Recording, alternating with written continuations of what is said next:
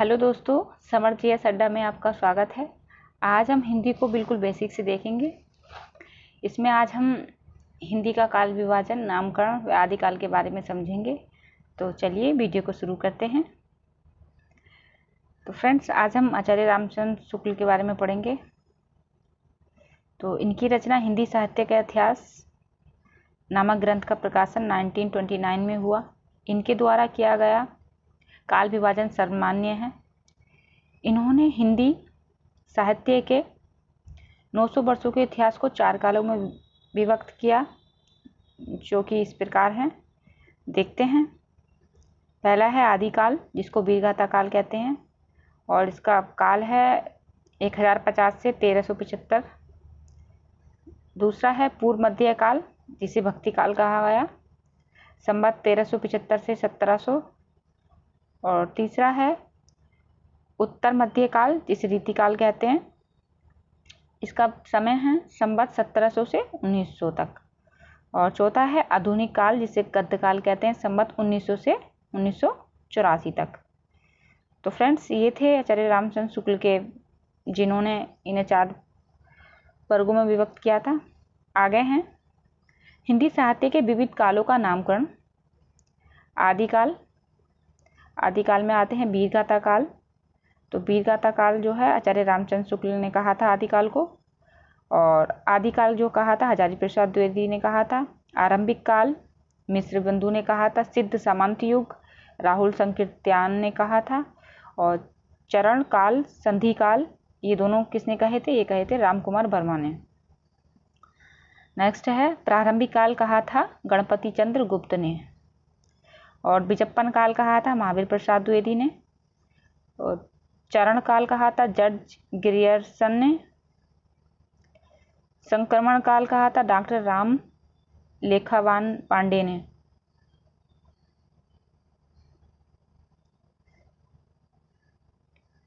और नेक्स्ट है अंधकार काल, कहा था डॉक्टर कमल कुलश्रेष्ठ ने। और फिर नेक्स्ट है अपभ्रंश काल, कहा था डॉक्टर धीरेन्द्र वर्मा ने। अब इसमें दूसरा है पूर्व मध्य काल, तो इसे कहा गया भक्ति काल। उत्तर मध्य काल, इसे कहा गया रीति काल, अलंकृत काल, श्रृंगार काल। इसे तीनों नाम दिए गए। नेक्स्ट है आधुनिक काल, इसे कहा था गद्य काल, और गद्य काल के अलावा इसको कहते हैं वर्तमान काल भी। नेक्स्ट है, अब हम देखेंगे आदिकाल के बारे में। आदिकाल का समय संवत 1050 से 1375 तक माना जाता है। इस काल का प्रचुर साहित्य हमें प्राप्त हुआ है। इन साहित्यिक रचनाओं में रासो साहित्य, सिद्ध साहित्य और जैन साहित्य तथा नाथ साहित्य प्रमुख हैं, जिनका संक्षिप्त विवरण हम आपको उपलब्ध करा रहे हैं। अब हम जो है इसकी रचनाएं देखेंगे आदिकाल की। तो दोस्तों, जो खुमार रासो है ये दलपति विजय की है, और इनका जो विषय था वो था चित्तौड़ के खुमान की वीरता का वर्णन इसमें दिखाया गया है खुमार रासो में। राउल बेल जो है वो रोड़ा कवि की है। इसमें जो है चंपू काव्य राउल बेल के नख सिख का श्रृंगारिक वर्णन किया गया है। किसमें? राउल बेल में। और फिर नेक्स्ट है पृथ्वीराज रासो, जिसके रचनाकार हैं चंद्रवरदाई, और इसमें जो है पृथ्वीराज चौहान की वीरता एवं शौर्य का वर्णन है। बिसलदेव रासो, जिसके रचनाकार है नलपति नल्हा, और इसमें जो है अजमेर के राजा बिसलदेव तथा राजमती के प्रेम तथा बिरहा का वर्णन है। नेक्स्ट है जयचंद्र प्रकाश भट्ट केदार, इसके रचनाकार हैं, और इसमें राजा जयचंद्र की वीरता का वर्णन है। उक्ति व्यक्ति प्रकरण है दामोदर शर्मा का। इसमें गद्य तथा पद्य के मिश्रण का व्याकरण ग्रंथ है। जयमयंक जस चंद्रिका, इसके रचनाकार है मधुकर। इसमें राजा जयचंद्र के शौर्य का वर्णन किया गया है। और परमाल रासो, जिसे अल्हाड़ खंड, इसके रचनाकार हैं जागनिक। इसमें अल्लाह तथा उदल की वीरता का वर्णन किया गया है। नेक्स्ट है खालिकबरी, इसके रचनाकार हैं अमीर खुसरो। इसमें हिंदी फारसी शब्दकोश हैं। नेक्स्ट है नूसी परहर, इसके रचनाकार हैं अमीर खुसरो। यह संगीत प्रधान रचना है। पदावली, पदावली किसकी है? विद्यापति की है। इसमें राधा तथा कृष्ण के लौकिक प्रेम का उत्कृष्ट वर्णन है। नेक्स्ट है वर्णन वर्णन रत्नाकर।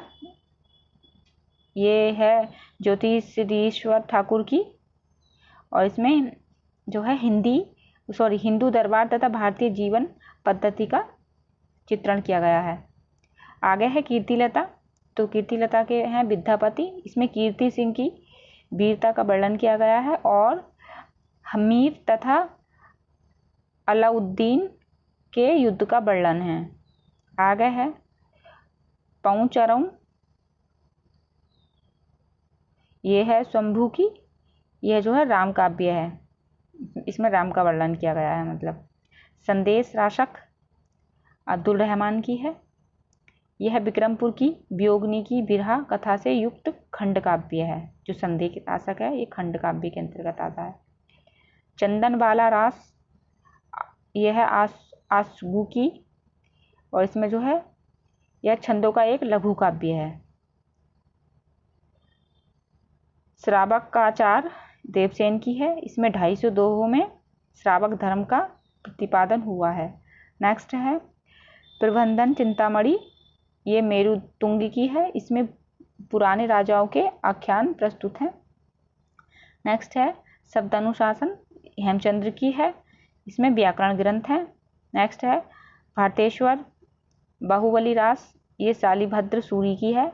यह जो है जैन साहित्य की रास परंपराओं का प्रथम ग्रंथ माना गया है। किसको? भारतेश्वर बाहुबली रास को। नेक्स्ट है दोहाकोश, सरहपा की है। यह सिद्धाचार्यों द्वारा रचित दोहों का संग्रह है। तो फ्रेंड्स, अगर आपको हमारी वीडियो अच्छी लगी हो तो प्लीज़ हमारे चैनल को सब्सक्राइब करें, वीडियो को लाइक करें, कमेंट करें एंड शेयर करें। Thanks for watching my video.